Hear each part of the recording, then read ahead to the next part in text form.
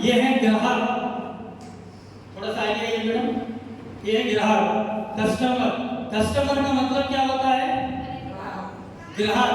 और इसको जो समझदार लोग हैं वो समझते हैं कि जो कष्ट निकाल निकाल के मरने वाला है वही कस्टमर है। ये कस्टमर है जो कष्ट निकाल निकाल के मरने वाला है। तो हम लोग का जो सिस्टम है वो क्या है, अब हम आपको धीरे धीरे बताते चलेंगे। ये है कस्टमर। अब ये कस्टमर को जब सामान लगता है तो मैडम आप कहाँ बगल की दुकान से, बगल की दुकान से, ये है बगल की दुकान, यहाँ पे आइए। इनको कहते हैं रिटेलर। आप मैडम आप कहाँ से लाते हैं? ये होलसेलर से लाते हैं। ये है होलसेलर। इनको ठीक से देख लीजिए क्योंकि हम इन सबको बाहर करने वाले हैं। अब ये कौन है, कोई बता सकता है नीचे से? ये है डिस्ट्रिक्ट डिस्ट्रीब्यूटर। और ये है कैरी फॉरवर्ड एजेंट, बराबर। ये कैरी फॉरवर्ड एजेंट है। और आपको पीछे करने के लिए बोला था, चलिए ठीक है। और ये है कंपनी। ये कौन है? कंपनी। देखिए कंपनी सामान बनाती है तो क्या उतने पैसे में हमें मिल जाता है सामान? कितने में मिलेगा? 50 की कंपनी बनाएगी, हमको कितने में मिलेगा? 100 में मिलेगा। तो पैसा कहाँ जाता है?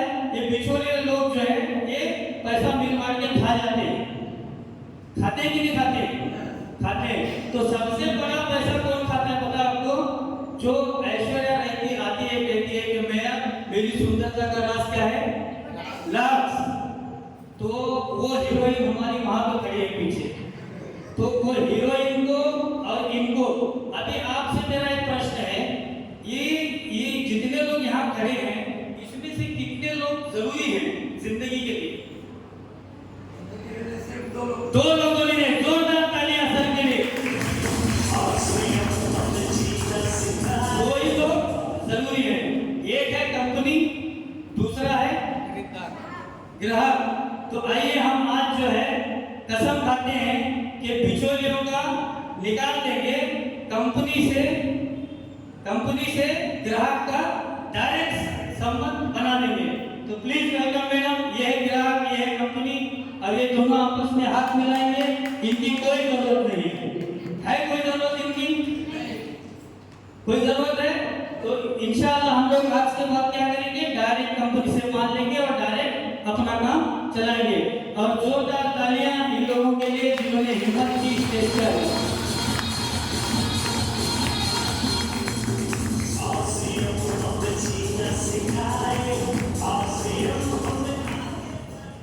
अब हम लोग बात करेंगे सीरियस एकदम। कितने लोग हैं सीरियस सुनने के लिए? सब सीरियस है। देखिए हम लोग ना कुछ हिस्ट्री समझेंगे, रिवर्स करेंगे।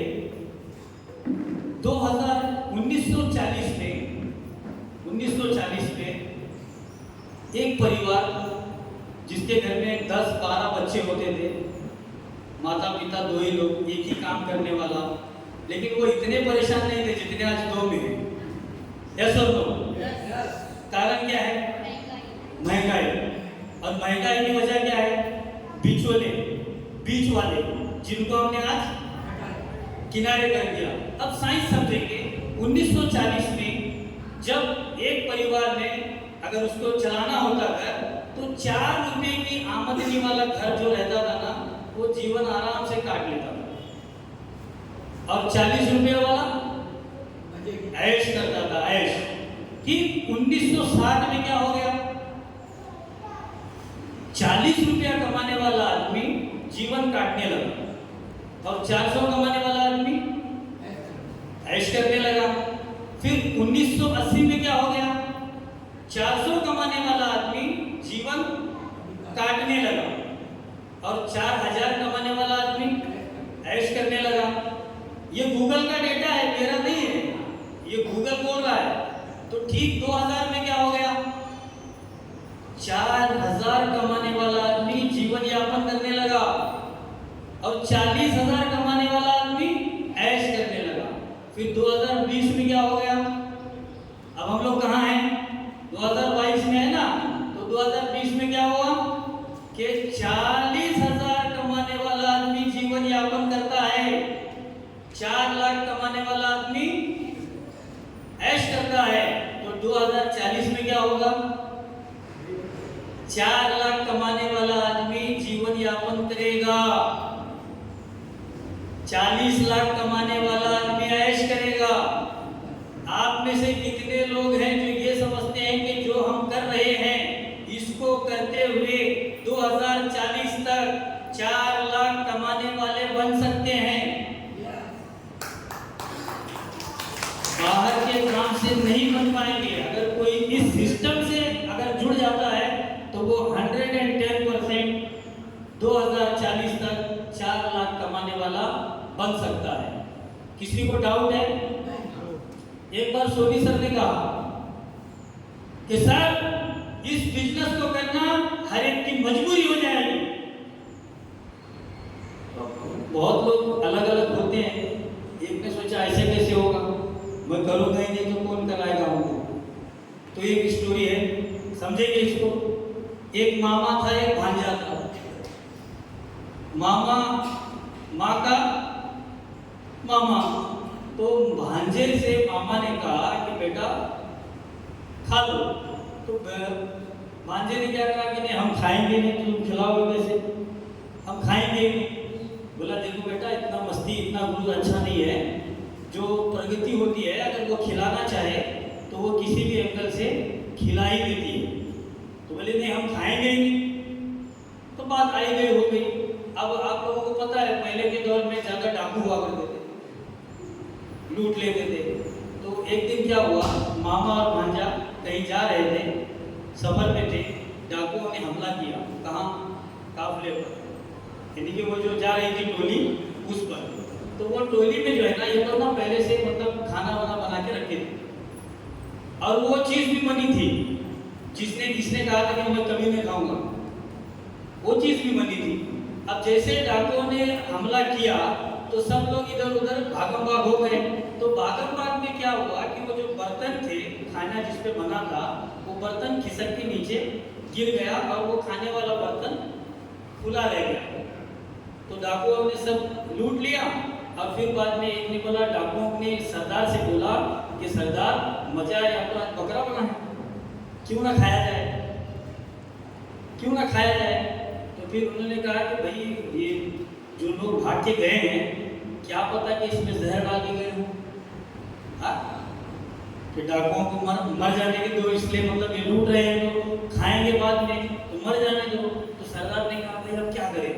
बोले एक काम करो, इनमें से किसी एक को पकड़ के लाओ, पहले उसको खिलाएंगे फिर हम लोग खाएंगे, बराबर।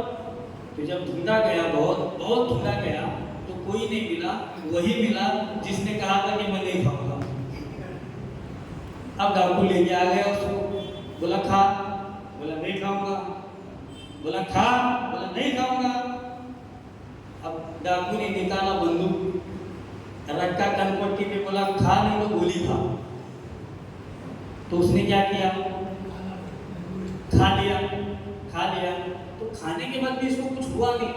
तो डाकू अचंभित रह गया, बोला साले को पता था इसमें कुछ नहीं है तो फिर खा क्यों नहीं रहा, खा क्यों नहीं रहा। तो डाकू ने उससे पूछा कि भाई तुझे जब पता था कि इसमें कुछ है नहीं तो फिर खा क्यों नहीं रहा था। तो उसने कहा कि नहीं मैं ऐसे सुना, मैंने कसम खाया था कि कभी नहीं खाऊंगा।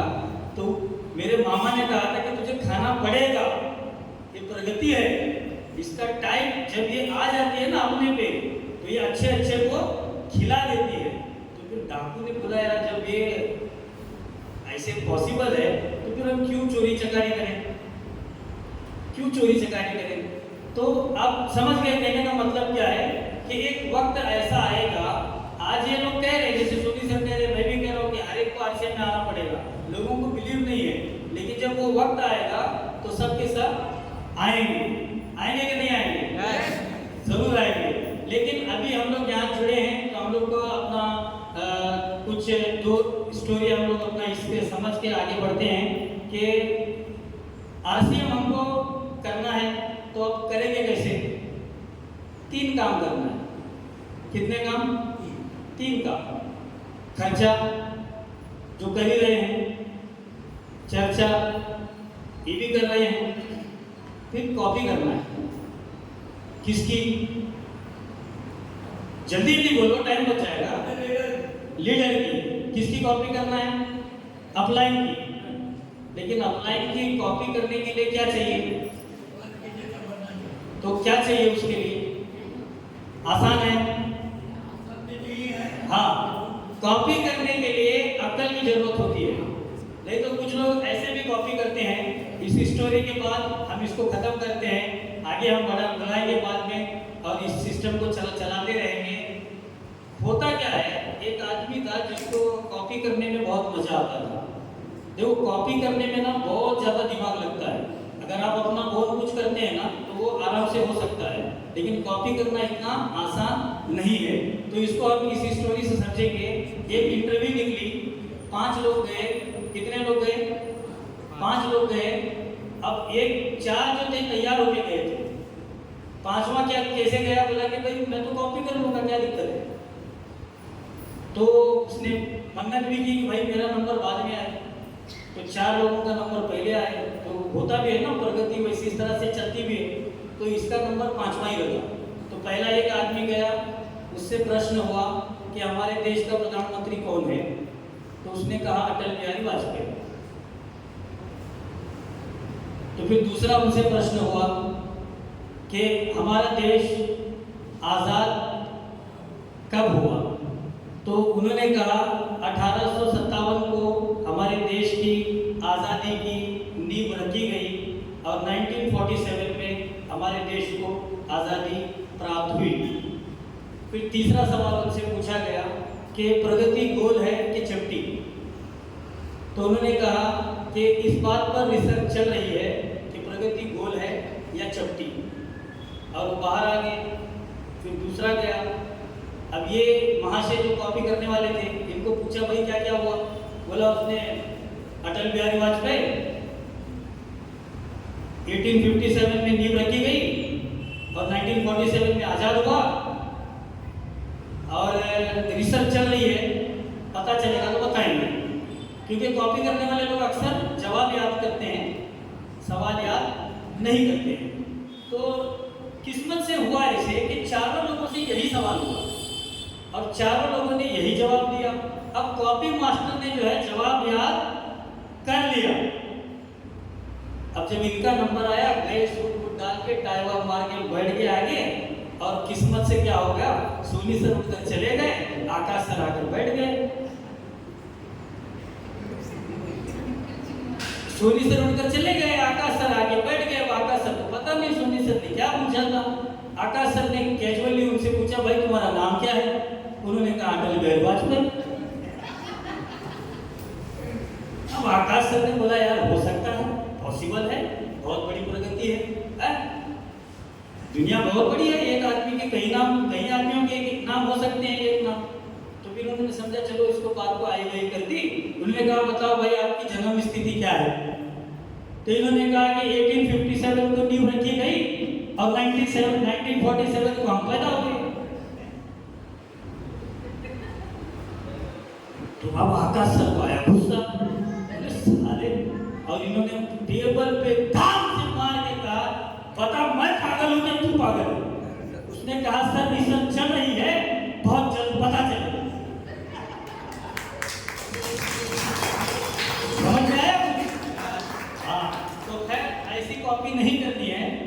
कॉपी करने के लिए अक्ल की जरूरत होती है और अक्ल को इस्तेमाल करेंगे और ढंग से कॉपी करेंगे और अपने आप को आगे बढ़ेंगे और अपनी टीम को भी आगे बढ़ाएंगे। बस इसी बात के साथ मैं अपनी वाणी को यही विराम देता हूँ, क्योंकि कहने के लिए बहुत कुछ है लेकिन समय परमिशन नहीं देता है। क्योंकि हमें अभी हमारे मेहमान को भी सुनना है जो दिल्ली से आए हैं। तो इसके लिए मैं अभी इस कार्यक्रम को आगे बढ़ाने के लिए एक